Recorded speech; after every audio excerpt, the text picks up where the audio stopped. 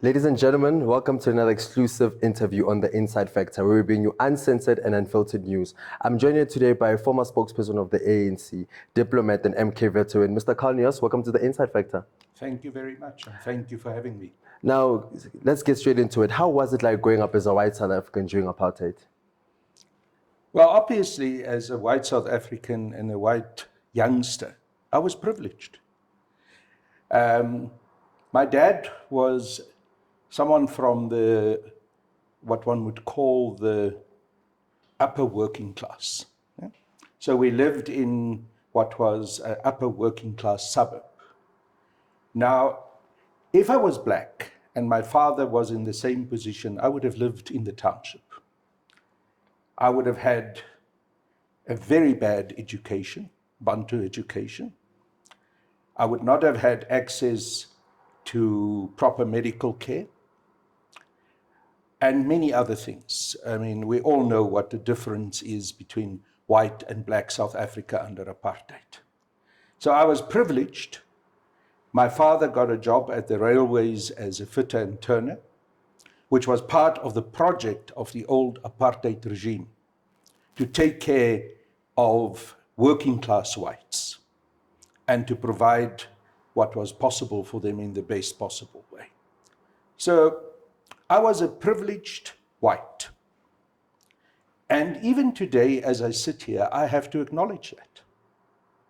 I have to acknowledge that I have been privileged in the sense that I got a better education, regardless of what the financial status of my parents were, than the majority of black South Africans and the majority of black South Africans, especially of my age. And that is very important up to this day for me to remember. I can never claim, even if I fought against apartheid, and I did. I joined the African National Congress at the age of 19. Even although I fought against apartheid, I can never claim that I've not been a benefactor of apartheid and I've not been privileged by apartheid. And it is something which I, as a white, have to tell myself every day. It's also something that deeply concerns me about the vast majority of whites in this country, that they do not acknowledge that they still continue to live in this arrogant world where they think that there's a level playing field, because there is no level playing field. White South Africans today are still privileged.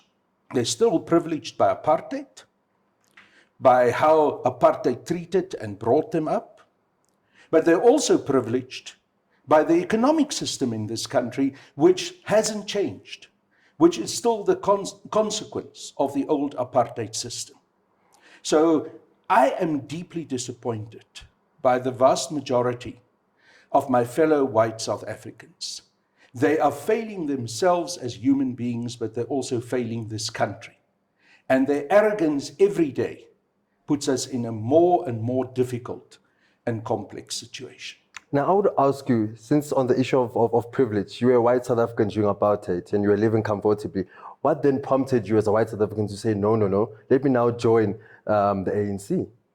When I was 16 years old, I was part of what was called a missionary group. And I'm even half embarrassed to say that, because it was the arrogance of young whites who thought that they can go to black townships and so-called convert black people. So I went. It was the first time that I went to Soweto, and I went into some of the mining hostels, those single-sex hostels. I saw the terrible conditions. And something that has stayed with me up to this day is when we walked into one of those dingy rooms in one of the hostels, there was an old gentleman. He could have been my father or perhaps even my grandfather. He was sitting on a paraffin tin. And when I walked in, he jumped up and he presented to this little young snot-neus child of 16 that tin to sit on. And that unsettled me terribly. And from there on, I started making the comparisons by what was happening in my white, lower middle class suburb and what I saw in Soweto. And I realized that we live in a society that is fundamentally unjust. I then started asking questions. But why is this the case? I started challenging in my church, the Dutch Reformed Church, the theology of apartheid that claimed that white people were the chosen people of God and chosen to lead, while black people had to be subjugated. You know those horrible Bible verses that they take from the Old Testament that says that black people are supposed to be the hewers of wood and the carriers of water, while the white people are compared to the people of Israel, the Israelites, and they are the chosen people of God. So I challenged it. I got into trouble when I was going through the process of being accepted into my church as an adult. I questioned it. My pastor, Dominee, they call them in the Dutch Reformed Church, wanted to get me expelled from the church. It caused a lot of problems between myself, my family, and my parents. But I just felt I could not continue to accept this apartheid system. And I came to the conclusion that the theology of apartheid was, in fact, a heresy. So I resisted it. When I went to university, I went to the old Rand Afrikaans University, which was then still a totally white university. I think I was a little bit naive, but I decided to oppose the apartheid system there at the university. I stood on a ticket for the Student Representative Council that said that the university must be open for all South Africans. It led to a very negative reaction. In fact, some of the students in the student hostel where I was staying one night came into my hostel room, pulled a pillowcase over my head, and they beat me with sawn off pieces of hosepipe to such an extent that I ended up for a week in hospital with broken ribs, and I still have a scar on my nose from those days. So all of those things happened, but I just couldn't let go. I had to resist the system. So during that time, a little bit later, one night I put up posters in the academic area of the university calling for Nelson Mandela to be released and for equal education, opening of all educational institutions. I was naive, I was young. I thought I can fight this huge apartheid system. A university that was specifically set up by the Broederbond, of whose vice-chancellor at that stage was the chairman of the Broederbond. So I was caught on some of the closed-circuit television cameras, and I was charged by the university senate, and I was kicked out of the university. So this caused, again, a huge amount of tension within my family because I was a bursary student. My parents couldn't afford to pay for my studies. But once I was thrown out of the university, my dad was forced to repay all my student fees. So it had a lot of consequences within my family. All of that eventually led to a situation that my dad told me to get out of the house. He said to me, look, I'm sick and tired of this. You are embarrassing us. You're causing us financial ruin. Get out. I had nowhere to go. Remember, I was a student in a conservative white Afrikaans university. I didn't have many other friends who agreed with my political views. So I ended up on the street. I slept for a couple of nights on benches in parks and so on. And then I saw a poster on one of the lamp poles in the park.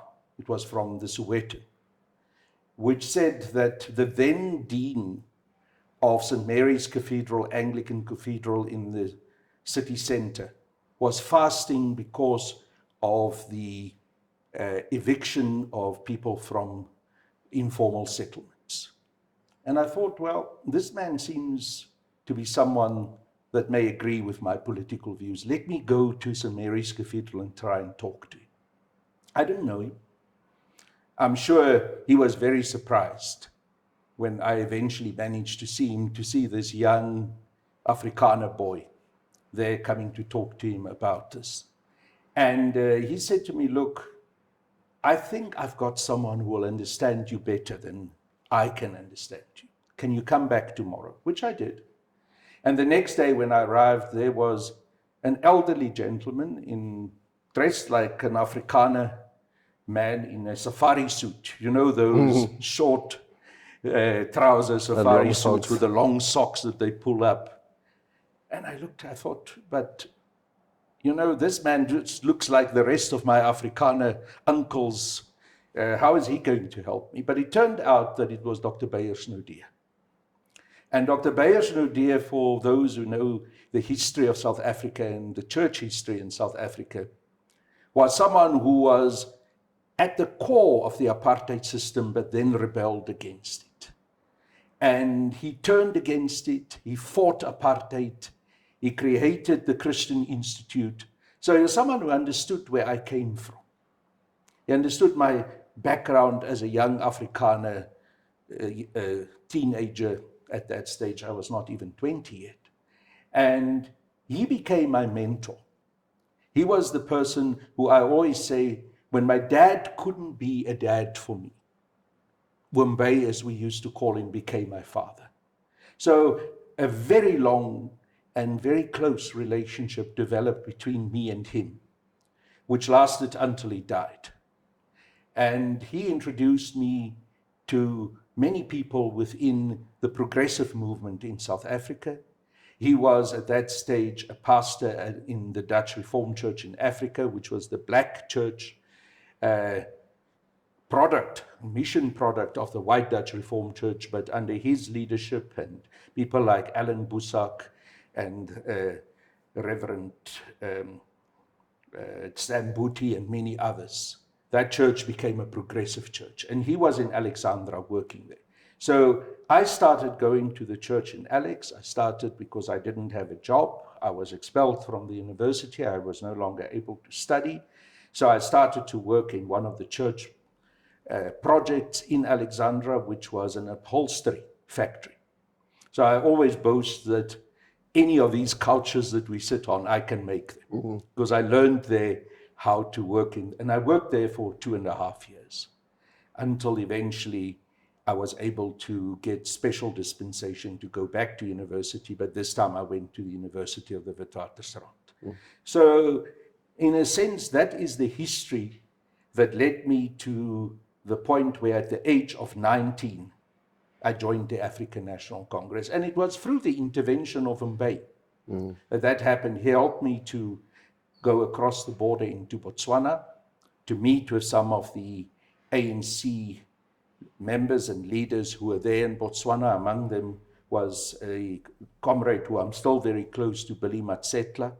There was another white Afrikaans comrade who unfortunately had passed away, Marius Skoon. I met Marius, I met his wife Jeanette, their children, and I'm sure those who know the history of our country know the terrible tragedy that befell Jeanette and Katrein, their daughter, when they were blown up by a parcel bomb that Craig Williamson sent to them. Then you were then convicted of treason for 15 years. How was your time in prison? Well, I worked from the time when I joined the ANC in the underground, and mostly with comrades in Alexandra, comrades like Obed Papela, a young man for whom I had the greatest respect, Vincent Chabalala, who I actually helped to leave the country across the border of Botswana, together with a number of other comrades, people who were at a very young age making a huge commitment for liberation in South Africa. And Vincent, if I can just for a moment pause and talk about him, left the country. As I said, I helped him to leave. He went for training in the old Soviet Union. He was also trained, I believe, in East Germany. He came back when I was eventually already imprisoned. He came back into the country. But sadly, he was exposed by someone in Alexandra and he was shot dead a few streets away from his mother's house. So those are the kinds of comrades that I worked with. But in 1983, in fact, I remember the date still very clearly, 23rd of August, 1983. It was a day after the United Democratic Front was launched in Cape Town. In fact, I went there. I was there at Mitchell's Plain where the United Democratic Front was launched. And we came back, and immediately that night after I came back, in the middle of the night when I woke up, I looked down the barrel of an R1 machine gun.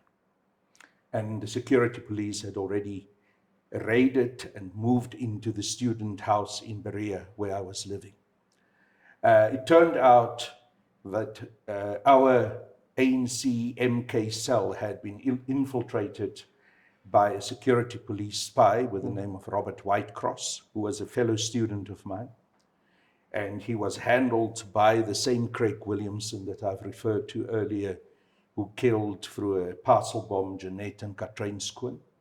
So our cell was infiltrated. They already had a lot of information about the activities that we were involved in, which included sabotage activities, bringing weapons, AK-47s and mostly limpet mines across the border,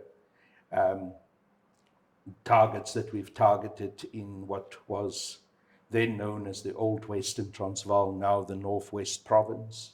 Some other targets that we were targeting, like the gasworks in Johannesburg and also the SABC. They had infiltrated us to such an extent that they had the information that we forwarded to the ANC in Lusaka, the blueprint of the whole SABC buildings and everything, because we wanted to carry out a major operation to take the SABC off air. So they realized that we were close to that point, and that's why they moved at that point against us. So I was arrested. My then fiancé, Jansie Lawrence, was arrested. Amongst the people who were arrested was also Obed Papela, who's now a deputy minister. Another very close friend of ours, Catherine Hunter. All of them got arrested, and we ended up in John Vorster Square. Now, in John Vorster Square, we were kept in cells, I think it was the 3rd or the 4th floor. And I'm reminded of all of that because recently I gave evidence in the Agate inquest. And there were 2 police officers, in fact, one of them who is now also implicated in the death of Comrade Neil Agate, Warrant Officer Nick Deetliffs. Nick Deetliffs and a certain Captain van Niekerk were the ones who interrogated me. I was subjected to quite severe torture. I was beaten up, sleep deprivation, many nights taken up to the 10th floor, shouted and screamed at, beaten up. Sometimes the interrogations took place in my cell, sometimes up in the 10th floor. I remember one particular night when I went into the office of Warrant Officer Deetliffs, and he pushed me towards the window and he said, "Tonight you're going to talk. Otherwise you're going the same way where Ahmed Timol went." So, you know, it's interesting that so many years later, when I gave evidence now explaining what happened to me, because I believed it would help to cast light on what probably also happened to Comrade Neil, the advocate who was instructed by this warrant officer, Nick Deetliffs, said he's instructed by his client to deny that he had ever tortured me. And then he made the arrogant remark, "No, he didn't torture you, he just slapped you around a bit." As if beating up and slapping someone around, keeping someone for many nights and days in sleep deprivation, as if all of that is nothing. Yeah? Even today, the arrogance of that white warrant officer, he still denies that he had done anything wrong. Now, on your issue, staying on the issue of prison, an interesting fact, Dalimpofu tried helping you escape from prison, Yes. and you were giving him messages to carry out for you outside. Can you walk us through that? Yeah, Dali was then working as a junior attorney with my attorney. In fact, I think he was still doing his articles. My attorney was Kathy Satchwell, who's now the very well-known Judge Kathleen Satchwell. And during the time that I was in prison, I was already sentenced. There were a number of issues that we complained about. The prison authorities would throw us into single cells for a week or two, which they call the bomb, where you would be kept in solitary confinement. It wasn't legal to do so with prisoners. And also, at the time, I was trying to get an agreement that I could have access and meet with my then fiancée, Jansie, who was also sentenced with me. I was sentenced to 15 years for high treason. She was sentenced to 4 years. So there were legal consultations between Kathy Satchwell and Dali on all these issues. So we started passing notes, and I was busy looking at the possibility, is there a way that one can escape from this maximum security prison? So obviously all of this was done in a very careful way, underhand manner, because above board it was a legal consultation. But somehow I managed to slip a note to Dali. Somehow he managed to slip notes back to me. So I figured out that it would be possible, perhaps, to escape if I could behave poorly and they throw me again in that solitary confinement cell that we call the bomb, because it was close to the roof. It was close to where there was a gutter that one could climb up with onto the roof. And then through those notes, I arranged with Dali that he would bring tungsten wire into the consultation room. But of course, it wasn't easy just to hand over tungsten wire to this prisoner. But there was a toilet next to the consultation room. So I think through quite a lot of exchanges of notes, we agreed that he would go to the toilet. He would leave the tungsten wire inside the cistern of the toilet. I, in preparation for that legal visit, hollowed out the heel of my prison shoe, but put it back on. And then after he'd been to the toilet later during the consultation, I went to the toilet, I got the tungsten wire, and I hid it in the heel. Fortunately for all of us, for him and for me, it was never found. Because at least during the apartheid era, that would have been the end of Dali's legal career, if they found out that he had done that. So he did something very courageous, and he took a big risk to do so. And I'm still very grateful, and I think of Dali very much as my comrade. So I did get the tungsten wire, but the prison authorities, for whatever reason, perhaps they had an idea of what we wanted to do, or it was just my bad luck, they changed the cell where they were going to put us for punishment. So I never managed to use that tungsten wire. Now, And eventually I found a way of getting rid of it because I didn't want to be caught with it. But yes, you know, a prisoner is always on the lookout for how you can get out. And we always said to each other in prison, it's our duty as revolutionaries always to see if we can escape. Unfortunately, I didn't manage. There were other comrades earlier, a number of them who did manage to escape from that prison. But after that escape, they increased the security in that prison to such an extent that it was really extremely difficult to escape from that prison. now, in 2008, you came out about how you were gang raped during a day before the verdict came out. Can you tell us more about that?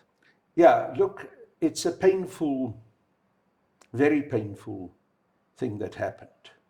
And I think what made it more painful for me is that many years later, when there was a whole propaganda campaign unleashed against me in 2008 going into 2009, there were even some people who had the temerity to question whether that rape had actually happened.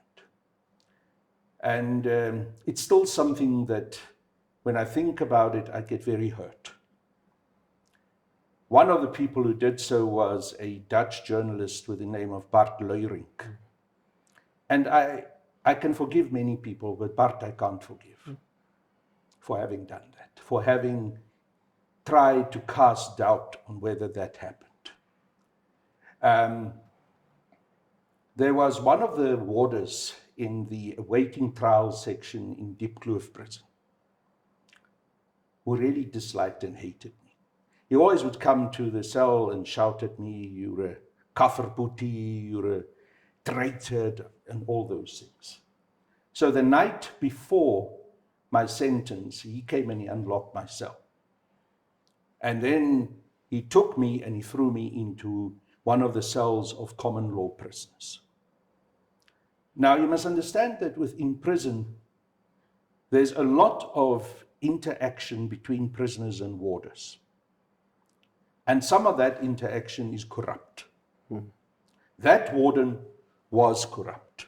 He obviously had some arrangements, whatever it was, with those prisoners. But from the moment I was thrown into that common law cell, the intention was clear: to attack me, to rape me.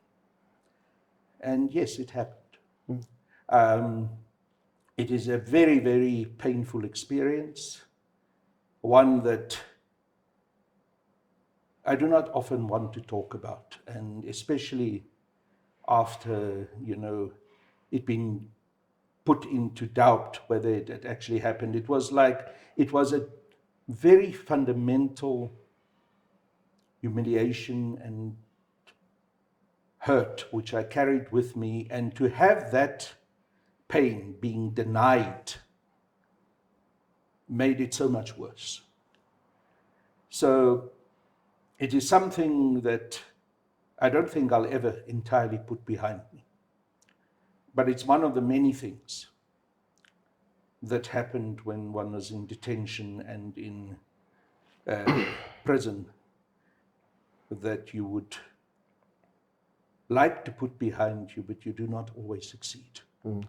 There's still many nights that I wake up. The first thought when I wake up is that I'm in prison. So it's difficult to say that one can ever put these experiences entirely behind you. I was reminded of another experience that really disturbed me terribly when I was giving evidence in the Agate inquest, and that was how my then fiancée, Jansie, was terribly tortured by the same people who tortured me, the Van die Kerk and Dietlefs. And when she was in a terrible state of sleep deprivation, and I believe I understood later that they even stripped her naked, she was forced to sing the old stem, uit die blou van ons hemel. But she was singing it, crying and hysterically. They taped it, and then in order to try and force me to break and to give in to their questioning, they played it to me and said, "You better start talking." And I'm telling this because torture is not just physical torture, and I've had my fair share of physical torture, but just as terrible, if sometimes not worse, is mental torture.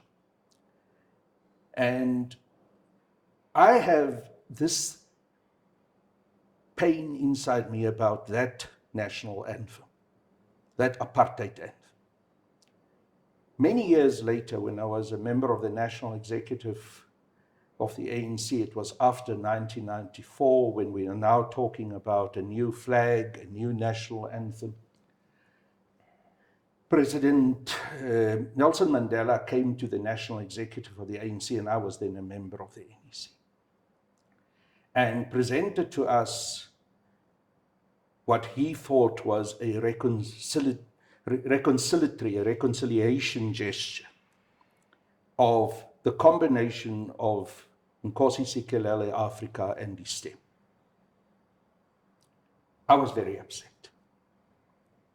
And I stood up and I spoke very emotionally that I will never be able to accept the stem as part of my national anthem. I could see while I was speaking that I was beginning to have an influence on the rest of the national executive. People were beginning to turn. And I could see that President Mandela was becoming worried because he could see that I was swinging the meeting away from this proposal. So he called for tea, as he usually did. And as we were walking out of the room, out of the meeting room of the NEC, he did this. He said, "My boy," he always called me my boy. He said, "Come here, come here." I went there and said, "You know, of all the people I thought you would understand what I'm trying to do." He said, "Now, when you come back, not a word further from you." So I kept quiet. But I must be very honest. When I sing the anthem, I will sing Nkosi Sikelel' Afrika. When the point comes where that part of the old anthem is merged in order to make up our current anthem, I keep quiet. I can't sing it. Now, MK veterans have come out in full support of the former President Jacob Zuma. What do you think is behind the treatment that he has received? I think there's a long history to that. And it's got nothing to do with the so-called corruption and arms deal and all of those things. There's enough intelligence information that already in the late 1980s, the intelligence services of the West, by that I mean CIA, British MI6, in conjunction with the old Bureau of State Security boss, were already making preparations for what happened in the transition, where the ANC, through negotiations, eventually became the governing party. They already accepted that it was only a matter of time before the ANC would become the governing party. And in those discussions, they were looking at a long view on what should happen in South Africa. They were talking, obviously, the first president would be Mandela. Somehow, strangely enough, they didn't calculate that O.R. Tambo would be president, which makes one also wonder. And one wonders if Comrade O.R.'s stroke was just a natural occurrence of his health or whether it was induced. But let me leave that to there. But what they did say is, after Mandela, we must not get either Chris Hani or Jacob Zuma to ever become the presidents of this country. And one of the people who was present in the discussions with those intelligence, British and American intelligence groups, was a representative of BOS with the name of Marius Spaarwater, who later on, interestingly, was very dominant in the administration of the Kudesa negotiations. But they agreed, these two gentlemen in the ANC must be kept away from the presidency. Obviously, in the case of Comrade Chris, they were opposed to his strong and principled commitment to communism and the fact that he was going to challenge the current economic system, which was one of the aims that they had throughout. That yes, they will negotiate, they will allow democracy, but they will not allow the economic dispensation to change. White monopoly capital will continue to control this country. And Chris was obviously going to be a huge obstacle to that. Now we know what happened. 1983, in April 1983, Comrade Chris was assassinated. 1993. I mean, 1993, yes. He was assassinated. And then what happened was, as Comrade Jacob Zuma was becoming more and more popular, it became clear that he was actually going to become the next president. They unleashed a character vilification campaign against him. And why did they do that? They did so also because of the position that he held in exile in the ANC as the head of ANC's intelligence. And the information that he had at his disposal about the people that they have infiltrated in the ANC and that they wanted to elevate through the ranks of the ANC to eventually take control of the ANC. And this was an anathema for them to have Jacob Zuma to become president. So when they failed, because of his popularity and his tenacity, they had to bring a whole campaign against him to keep him on the back foot throughout his presidency, to avoid him being able to implement the economic policy program that he wanted to implement, and also to reveal some of these secrets that he had. And that campaign is still continuing up to this day, because obviously, even now that they managed to force President Zuma out of the presidency of the country and of the African National Congress, they continue to fear him. I'm 100% convinced that the arms deal case is a trumped-up case. We must remember that when the arms deal was negotiated, President Zuma was far away from it. He was the MEC for Economic Development in the province of KwaZulu-Natal. He only came back to national government after the arms deal was done and dusted. And yet, he is being made to carry the can for whatever irregularities or corruption happened there. And it's done deliberately to try and destroy him and to prevent him from bringing about the changes that he wanted to bring. And you can see that it's not just with him that it happens. Anyone within the African National Congress who continues to stick to the essential economic policy program of the ANC, return of the land to the people, which was part of the ANC's policy program since 1912. In fact, it was one of the motive factors for the formation of the ANC.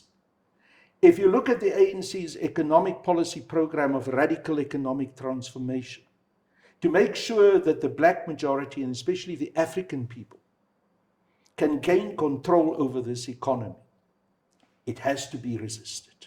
Those people must be destroyed. That is why we see now charges being brought against the Secretary General of the African National Congress, Comrade Ace Magashule. That is why we see charges against other members of the ANC who are seen as part of those who want to see the official economic policy program of the ANC of radical economic transformation to be implemented. And I fear that we face a situation now where our legal system, our judiciary, are being used for political campaigns. Now, on the issue of the judiciary, do you think that the State Capture Commission and the judiciary is being fair to former President Jacob Zuma? No, they're not fair. President Zuma has been targeted right from the beginning by this commission. And it is not simply that Mr. Justice Zondo or the commission have decided after they've been formed that they are targeting him. This commission was formed to target President Zuma. If you go back to the State of Capture report of the former public protector, Advocate Thuli Madonsela, that report was written in a rush. It's a terribly written report. It's one of the worst pieces of legal writing you can imagine. But she was enabled to do it by the then finance minister, which President Zuma was forced to appoint into that position, Pravin Gordhan.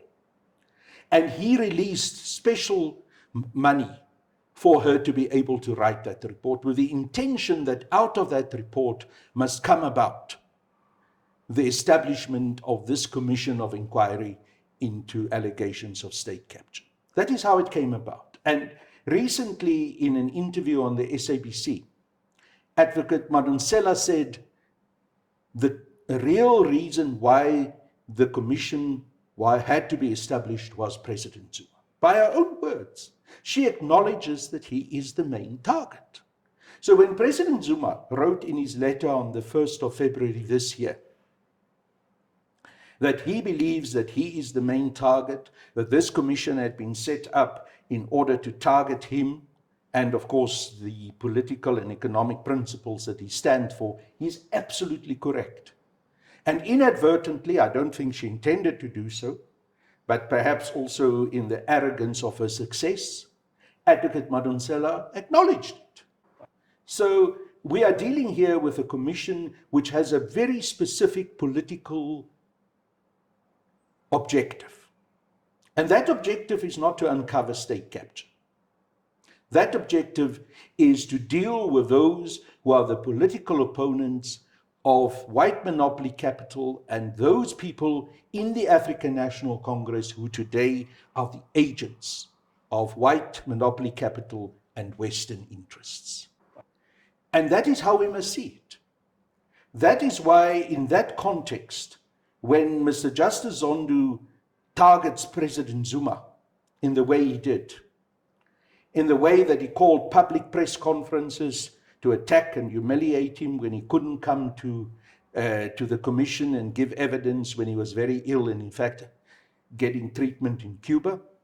And you compare that to the way in which he treated Pravin Gordhan, who also didn't come to the commission at the time that he was supposed to come. The one was attacked, the one had press conferences called against him. The other was treated with the greatest deference and with respect.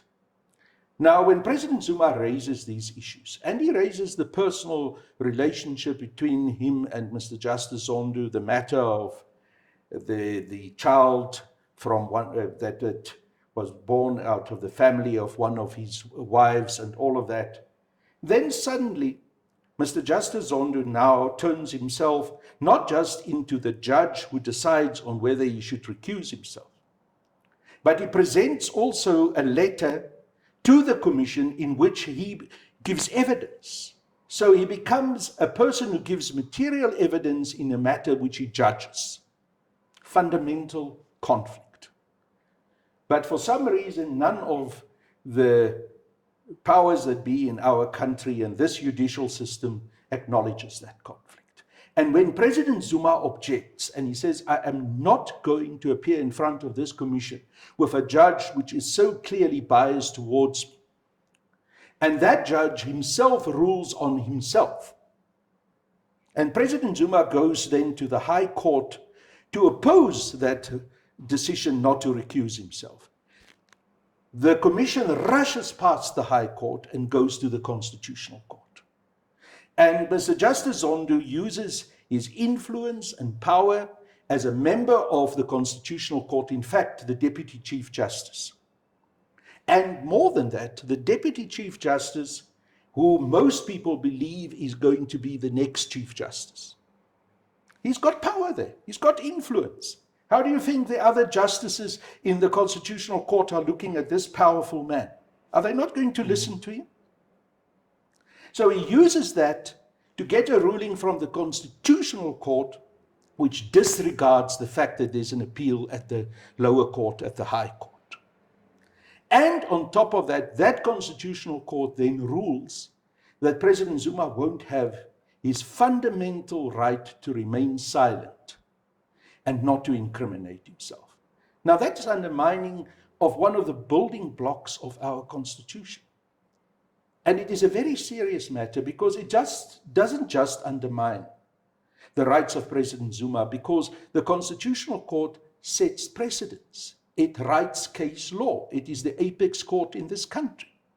So it undermines the rights of all of us, of you and me and every other South African. In future, there's now a precedent that we may not be able to remain silent and refuse to incriminate ourselves. So that's the context in which President Zuma has taken his decision. And that's the context in which I and many other members of the African National Congress and Umkhonto we Sizwe Military Veterans Association have said, but we are going to support President Zuma. We don't believe that he is specifically trying to disregard the Constitution. We believe he's in fact doing his level best to try and protect the Constitution through this action. And we think it's a very principled position that he has taken. Now, should Jacob Zuma be arrested, what approach would the MK veterans take, taking into consideration that Mr. Msimang has come out publicly criticizing you? Well, we will do everything within our means to oppose his arrest. I'm not going to say, as many people want to take us there, that we will use violence. Because that's the narrative that those who disagree with President Zuma and want to cast him in a negative light wants to promote. We're simply saying we will do everything within our means to support him and to protect him. Exactly how we're going to handle it, we will do it at the time. We're not going to reveal that now.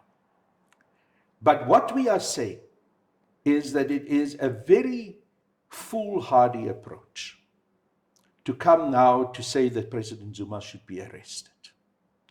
And it is bad for the African National Congress, and it is bad for the country. It will lead, whether we like it or not, and I don't like it that it will happen, it will lead to instability. And those who behave in that foolhardy fashion will have to take the responsibility for behaving in this way. That's why immediately after the Commission of Inquiry into State Capture again rushed to the Constitutional Court and now asked for a 2-year sentence, I tweeted and I said, but has Mr. Justice Zondo and this commission lost their minds? They have created this crisis and now they want to push us over the precipice. Do we need to subject ourselves now to a situation where there is a dictatorship of judiciary and where the whole balance that we've tried to establish between our democracy and the will of the people and democratic processes and the role of the judiciary must be upended, where the judiciary dictates and even overrules what the democratic will of the people is? Surely that can't happen. And if our constitution allows for such things to happen, then we must seriously ask ourselves, is it not necessary to change this constitution? I sat in the Constitutional Assembly. I was a member of the Constitutional Assembly. So was President Zuma. So was many other people who wrote this constitution. But if it ends up that we now face a dictatorship of judiciary, this constitution is written by human beings. It can be changed by human beings. It is not sacrosanct. The reality which most people don't want to accept is there had been more than 20 times that this constitution already had been changed. So why can't we change it again? And anyone who wants to say, yeah, but you're wrong and you are undermining the constitution and you are now trying to undermine the democratic processes and negotiations that led to this constitution, to say that we cannot criticize the judiciary and that we cannot change this constitution. I don't understand such. I don't understand such. We can change this constitution. And if the constitution leads to a dictatorship of the judiciary, we must take action to change it. But I want to say something else about President Zuma because, you know, I'm often asked why I support him to the extent that I do. And I've given you all the political reasons. But for me personally, there's also strong personal reasons for that. When I was in prison, after President Mandela was released from prison and most other political prisoners were released, I was still in. I stayed for over a year after President Mandela was released, still in prison. And it was clear that this was a vindictive action by the old apartheid system. They saw me as a traitor. They didn't want to release me. When President Zuma came back from exile and he became part of the negotiations, he was the one senior comrade who kept on coming to visit me in prison. And he carefully tried to understand what I was going through. I told him once that what the wardens would do, they know that we expected to be released. So they would come into my cell, they'll tell me to pack all my belongings. Obviously, when they do that in that context that you expect that you will be released, you immediately get excited. They take you through to the office. They say, "Yeah, we're just doing an inventory. Go back to your cell." And one day, it happened with me just before he came. And I told him, he was furious. And he said to me, "I will do everything possible to get you out of here." And he did. That man worked until I got released from prison. Now, he stood by me. He cared about me. He didn't need to care. I was a junior in the ANC, a whitey. Yet, he was prepared to come weekend after weekend to come and see. He would contact my parents, tell them how I'm doing, tell them that he's working to get me out of prison. So why shouldn't I stand with him now? Why must I, after all he had done for me, today just turn my back on him because there are some political machinations to target him, because there are some people in the ANC and in the country and within the Western world who doesn't like his political position and his stance, and the way in which he also advanced South Africa within BRICS. Why must I not stand with him? I've seen what happened when President Zuma wanted to move away from our dependence on the West for our economic development and also our energy needs. When he wanted to go to Russia and make a deal with regards to nuclear power so that we can be more independent, that was the time that all hell was unleashed on him. And he had to be removed from his position as president at all and every cost. Now, I always use the phrase, because we're all part of Umkhonto weSizwe, one soldier does not leave another soldier behind on the battlefield. And I'm not going to leave President Zuma, and I'm not going to leave the Secretary General of the ANC, Comrade Ace Magashula, behind on the battlefield. I will stick with them, and those of us who believe, like I believe, that they are unfairly politically targeted, will stick with them, and we will not give up. You've recently come out and said there are well-orchestrated campaigns in the media to deal with you decisively. What is your relationship with SA media? It's a love-hate relationship. You know, I believe very strongly in the right of the media to be free. I fought for it. And we have one of the freest medias in the world. But our media abuses that freedom. Many of them in the mainstream media. We often have journalists who are not professional in what they do. They do not just report, they propagandize. They become instruments of the owners of their companies, which still continues to have the strongest links with white monopoly capital. You can see the way they treated President Zuma. I can bring realms of newspaper articles here to you of what has been done to him. Lies in many cases. Sunday Times going to Dubai, taking a photo of a guest house, knowingly that it's a guest house, it's not Zuma's house. Publishing it on the front page of the newspaper saying, this is a house that the Guptas bought for President Zuma. Utter rubbish. They never apologized for it. A few days later, a few months later, they published that same photo, and now suddenly it's become Duduzani's house. And so it goes on and on.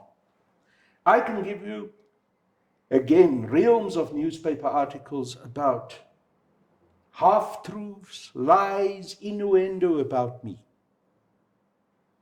Recently, the Daily Maverick wrote an article. First of all, they claim that in 2017, I lived in Zimbabwe. That I left Zimbabwe not paying my rent, and I promised the landlord that if Comrade Nkosazana Dlamini Zuma becomes the president, the landlord will be paid through contracts. Now, everyone who knows me know I never lived in 2017 in Zimbabwe. So there couldn't have been a landlord that I made a deal with. They go around and talk to Zelda Legrandsie, who was working with President Mandela, and tell a lie that I tried to borrow money from President Mandela. They say, oh, he was never close to Mandela, he just tried to fleece money from him. I never tried to borrow money from Mandela. Anyone who understands the history of this country knows how closely I worked with Madiba for many years and the close relationship there was between us. I can go on and on. So there is a concerted campaign by the media in this country to besmirch certain people, not because of what they've done or what they've done wrong, but because of the political views that they stand for. Now, when I was younger, I got hurt by it. But I think one of the things that I like about age is you learn to be able to relativize. So when I see them writing this now, I shrug my shoulders and I say, okay, I expect it from you, I'm going to come for you. And I do. I will take them on. I will deal with them, not because I don't want them to have the right and freedom to write, but they cannot come and tell lies. And they cannot continue to become part of the political campaign in this country. The media must stand above it. They must report. They can't be the foot soldiers of oppression in South Africa. They can't be the foot soldiers of white monopoly capital. And that is what they have become. Why does the media not write about Koos Becker and Nationale Pers, who was also called to come to the Commission of State Capture? They refused. Becker wrote a letter to Mr. Justice Zondo and said, I'm not coming, and none of my people will come. Was he charged? Was there outcry? Nothing. But the same News 24, which is part of Nationale Pers, will come and have their mouths full about President Zuma without presenting properly why President Zuma is resisting to go to the Zondo Commission. So you see, we don't have fairness. And the media in this country has become a shame to what journalists and journalism should be. Now, how is your relationship with certain ANC members? I want to mention the President, Sir Ramaphosa, Fikile Mbalula, Jesse Duarte, Derek Hanekom, especially taking into consideration how Fikile Mbalula called you a thug on Twitter. Well, I never initiated the fight or Twitter war with Fikile Mbalula. In fact, I've never initiated on any one of the comrades who've decided to attack me a Twitter war. Not with Derek Hanekom, not with Mbalula, not with the Minister of Justice, Ronald Lamola, who decided to attack me and other members of the ANC who would stand for radical economic transformation and say we are thugs who have stolen money from the government. Not it is alleged, he stated it categorically. In every instance when they do so, I will respond. I'm not going to accept it. Comrade Derek Hanekom said all kinds of nasty things about me. I reminded him that we were together in prison. I also reminded him that he was only there for 2.5 years and that he left prison because a deal was made for him to leave earlier. Now, I know that it was a sensitive case that he was involved in, and the apartheid state didn't want to have it exposed that he and others provided information about the apartheid state funding Renamo, but a deal was made. So people who live in glass houses mustn't come and throw stones. Fikile Mbalula calls me a thug, but he forgets conveniently about the finding of the public protector against him of a trip that was sponsored by a direct conflict of interest when he was the Minister of Sport. So I'm not going to allow a relatively young comrade to come and insult me and older MK-MVA comrades. Those MK comrades fought also for his liberation. It is not my problem that he's been messing around in the Department of Transport, that Metro Rail has gone to rack and ruin, and then he wants to come and blame us. No ways. So I've taken them on step for step when they do so. It's not my intention to have Twitter wars and to divide the ANC. But it cannot be that we have this selectiveness where certain people are allowed to speak out and tweet and attack other comrades, but when those comrades respond, then they are being put under pressure. Then they get placed in a position where they must fear for their jobs. That can't be possible, because it's the same kind of selective targeting that we see with President Zuma, with the Secretary General of the ANC, Comrade Ace Magashule, the same kind of selective targeting that we see with regards to how social media is being handled. And personally, I can't accept that. I want to see the ANC to be a united organization. I believe in internal discipline. I believe that if we have differences, we should deal with those differences internally. But when those things get thrown into the public domain, it can't be that certain comrades have the right to do so, and even the right to defend themselves, and others are denied that right. That is not the ANC I know, and that is not the ANC that I can possibly support. The ANC I know and the ANC that I support is one which is fair, which deals with every comrade on an even-handed basis, and acknowledges that no one is more important than the other. The most important person in the ANC is the branch member, not the president.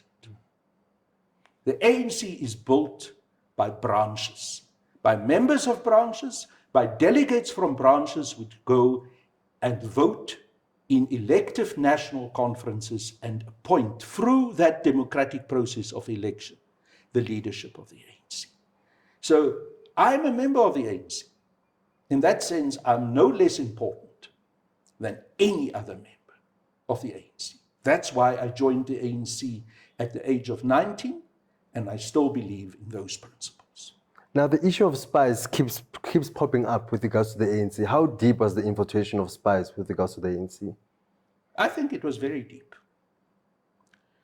We know that the apartheid system made it its mission to infiltrate the African National Congress. And as I've said to you earlier when I spoke about President Zuma and the knowledge that he has about that infiltration process, it was not just the apartheid system, it was also the Western powers who were preparing for the day when the African National Congress would become the governing party, and how they can manage through people who've been infiltrated into leadership positions, eventually the outcome of how the ANC would govern, and especially what would happen with regards to the issue of economic transformation in South Africa. Now, I'm not going to go into calling out names, because I think one has to handle that issue around names very carefully. I'm not saying it shouldn't come out, but it has to be managed through a proper process. But infiltration within the African National Congress was and is a fact, and is something that those of us who are concerned about the future of the ANC and the ANC maintaining its role as the leader of society and playing the full liberation, revolutionary role that it ought to, has to take this issue of infiltration very seriously. And it is in that context that one has to ask questions about why are certain comrades or so-called comrades conducting themselves in the manner that they do. Clearly, when we talk about infiltration, that is something we need to take into consideration when we ask that question. Now, you were part of the NDS camp during NASAC. What do you think was the reason that delegates swayed towards the CR17? You see, here again, we deal with some very serious allegations that have surfaced during that conference and especially after the conference. Part of the allegations that we cannot avoid is the issue of buying of votes. It is a serious matter, and it is one which is entirely un-African National Congress. So the allegations that had been made by Comrade Tokyo Sigwale, by many other people, Comrade Lindiwe Sezulu said, if these allegations are true, they have to be properly investigated. We cannot have a leadership that have been elected on the basis of the buying of votes. The problem that we are faced with is that there is evidence that can either prove or disprove that this is the case, which has been sealed by the courts. It is very unfortunate. I don't think it serves President Ramaphosa or any of the leadership in the current national executive of the ANC well to go this route or to have gone this route. That cloud of suspicion will continue to hang over President Ramaphosa's head at the head of many other members of the national executive until those bank accounts are opened. They should be unsealed. I said in Bloemfontein, when a journalist asked me this question, the sunshine should shine right into those accounts. And it must become known. Was it a case where people have been bought?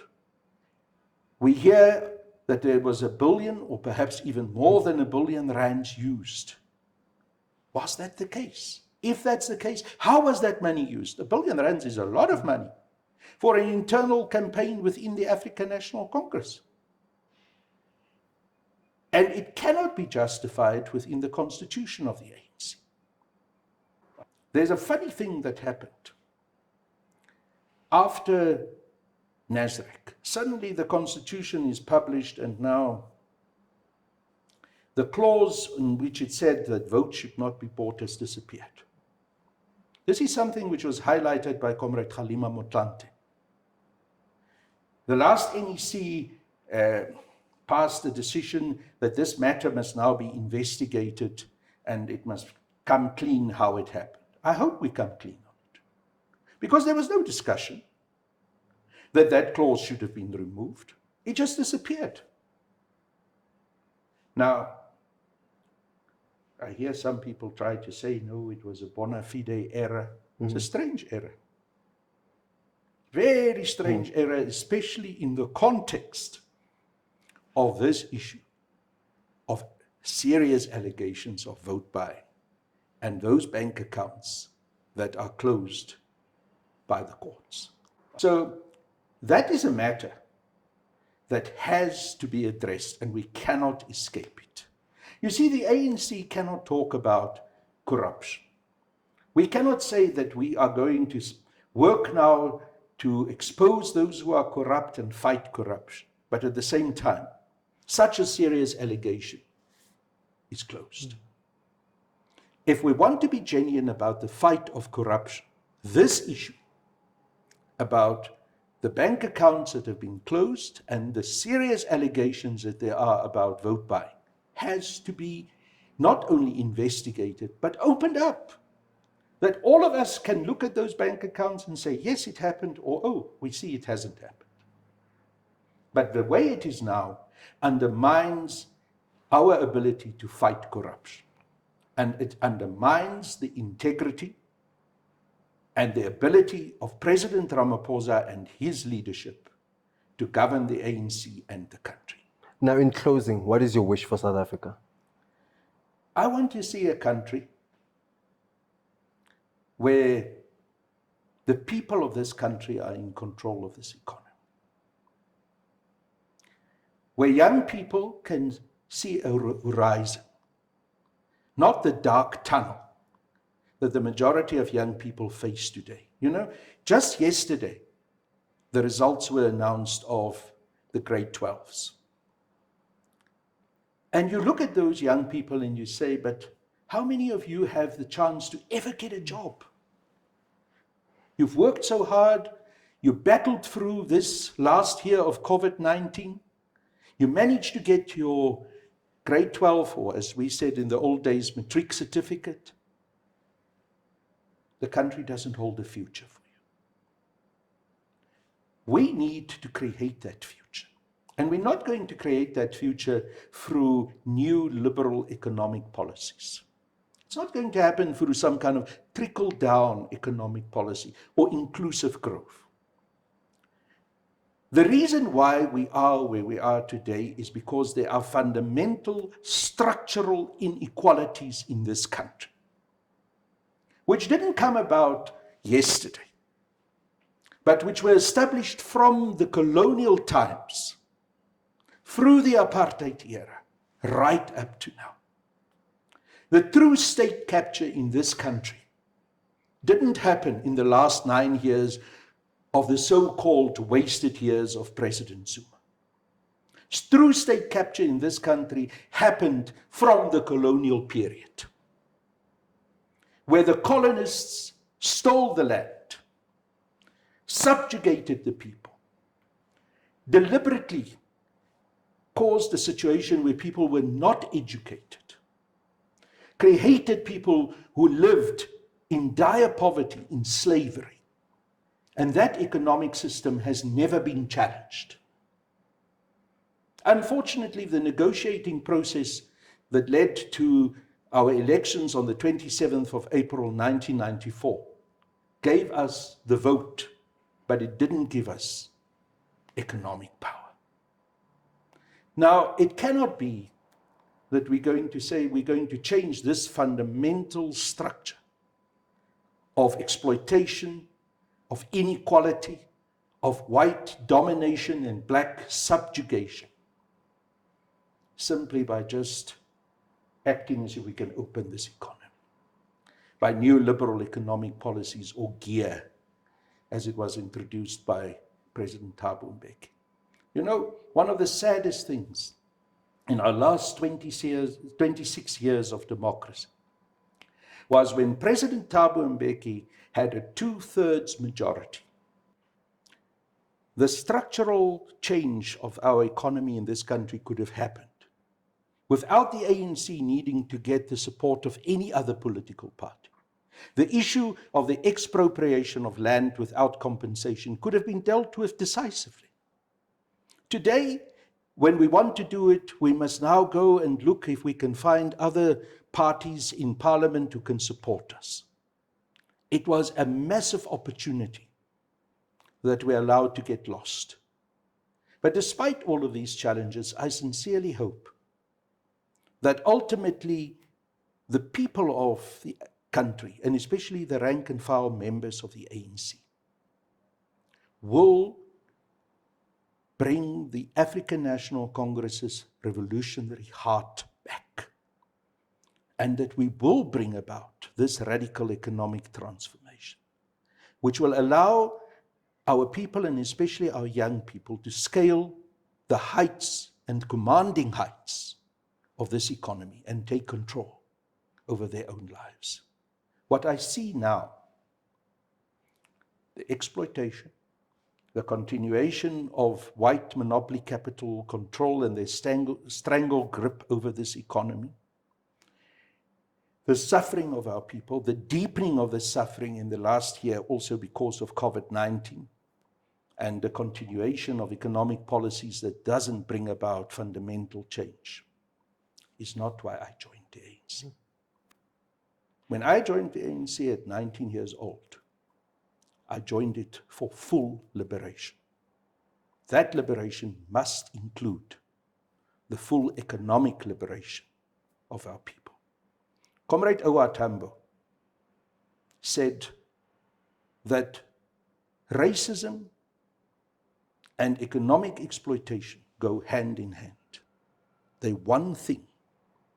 And you cannot talk about liberation if you do not also talk about the full economic liberation of this country.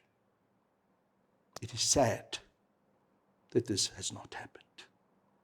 It is sad that the ANC of O.R. Tambo today seems to falter in bringing this about. We have to get back to that revolutionary organization that truly cares for the full liberation of our people. Mr. Niehaus, thank you for giving us your time on the Inside Factor. Thank you. Ladies and gentlemen, that was it, another hard-hitting episode of The Inside Factor, where we bring you uncensored and unfiltered news. Please like and subscribe to our channel on YouTube. It's called The Inside Factor. Follow my co-host Thabo Makwakwa on Twitter, as well as myself, Ab Modiba 10. Until next time, goodbye.